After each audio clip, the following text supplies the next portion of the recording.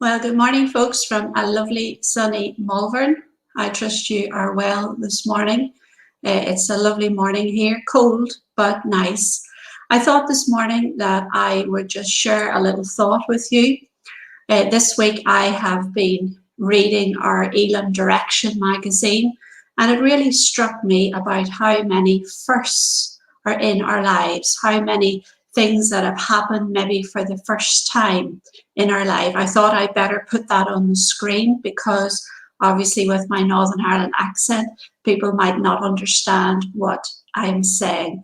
And as I read in the Direction magazine this week, for the first time in the history of Elam, those ministers who have been ordained were ordained online.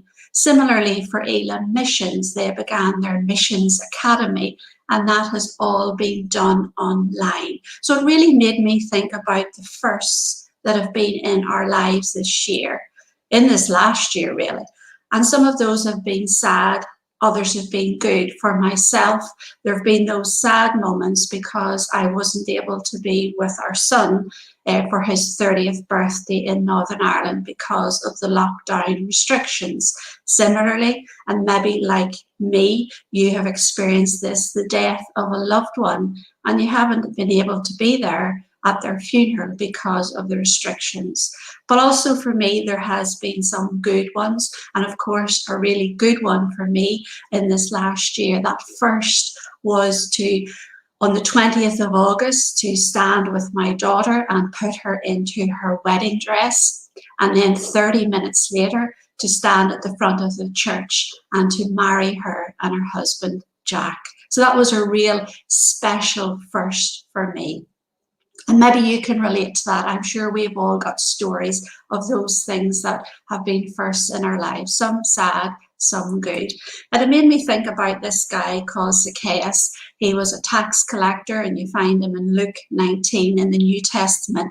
And I'm sure he's maybe a familiar character to you because I'm sure if you went to Sunday school, you sang about Zacchaeus. I know I did.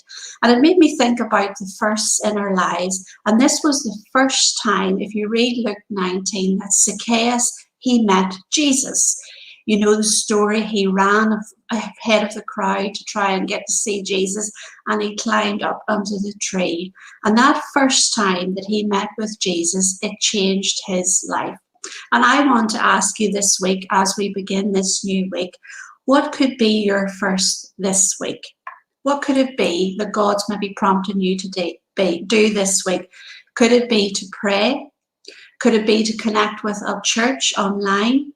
Could it be the first time to take a step of faith and do what God is prompting you to do? Just begin this week and think about this. What could be your first? Ask God to show you. Zacchaeus took that first step. He met with Jesus and it changed his life. That's just my little thought for you as we begin this week. Do join me tomorrow evening in the prayer space for lockdown prayers at 7 p.m.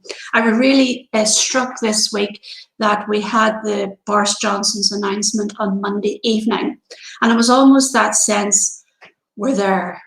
We're out of this. But then as I've listened to the news and heard different bulletins over this last week, I realized that we're not there.